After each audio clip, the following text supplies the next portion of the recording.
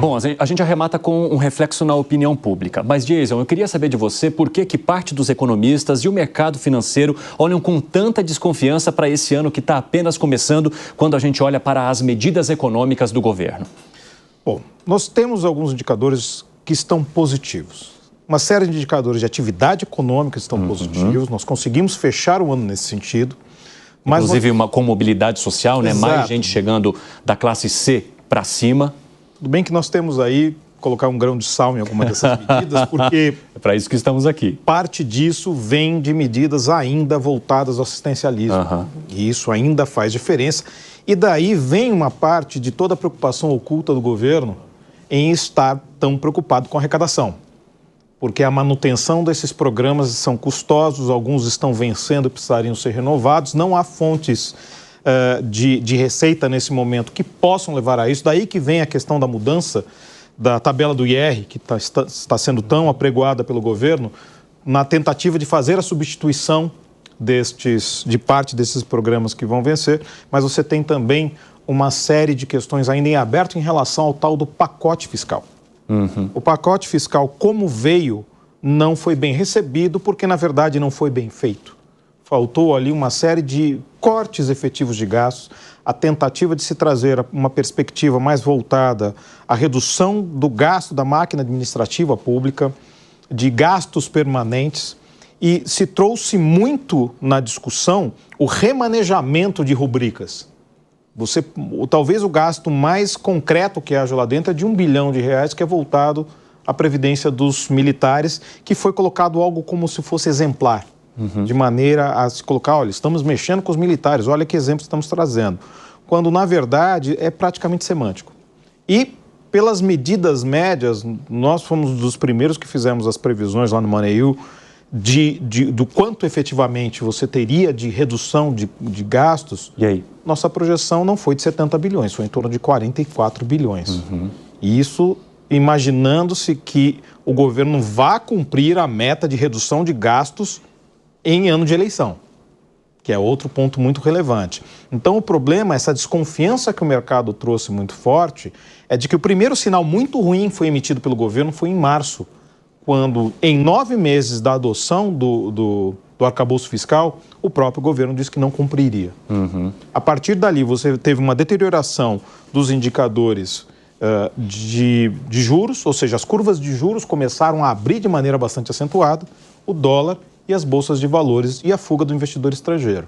Reflexo disso, obviamente, também ocorreu na inflação, porque nós somos uma economia extremamente dolarizada, e pode haver a melhor presidência do mundo. A inflação derruba qualquer presidente, como acabou de se mostrar com o presidente Biden. E aí, falando em inflação, hoje, Cristiano, o Boletim Focus do Banco Central divulgou algumas percepções e estimativas que tem, colocando aí uma possibilidade de taxa Selic chegar a 15% e também da inflação em quase 5%, 4,9%. Embora tenha colocado também uma possibilidade de crescimento acima de 2% do PIB, a questão pessimista, ela sobressaiu, ela pesou.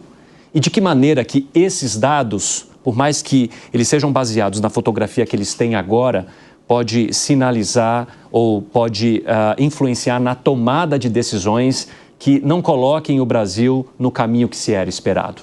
Boa noite.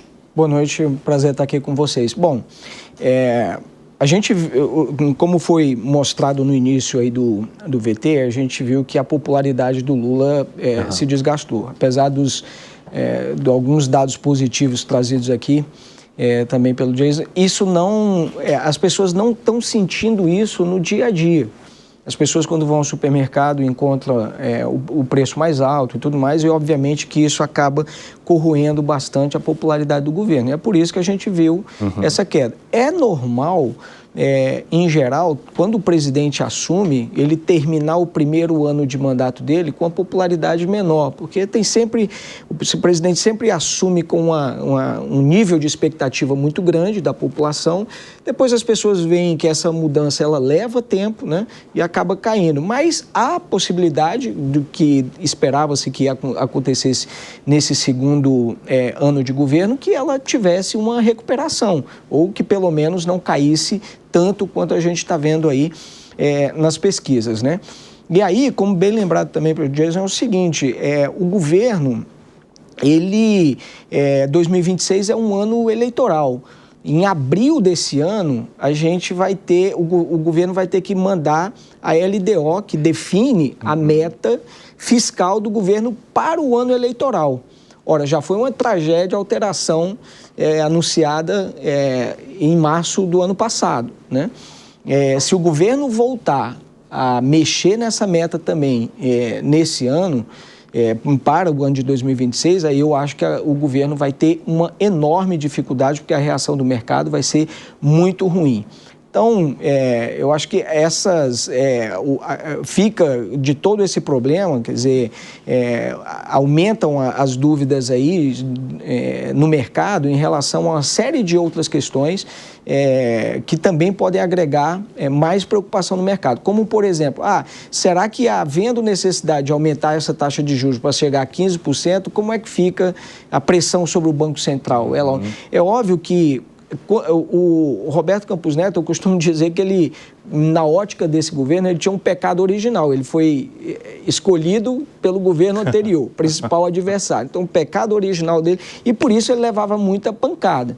O nível de tolerância com o Banco Central, mesmo tendo que aumentar o juro, vai ser maior, naturalmente. Agora, isso vai gerar um incômodo muito grande dentro do governo, especialmente a ala política do governo. A gente vê seguidamente, né, a presidente do PT, a toda a reunião do Copom batendo muito. Então, são questões que vão criando muitos ruídos, e o governo vai ter que gerenciar muito essas questões aí ao longo do ano. Ô Priscila, você acredita que esse ruído de comunicação, ele também precisa ser sanado para que as consequências negativas sejam menores para o governo e, consequentemente, para a população que espera por essas políticas? Boa noite, Cine, meus colegas de bancada. Muito bem-vinda. A toda a nossa audiência, muito obrigada, um prazer estar com vocês aqui.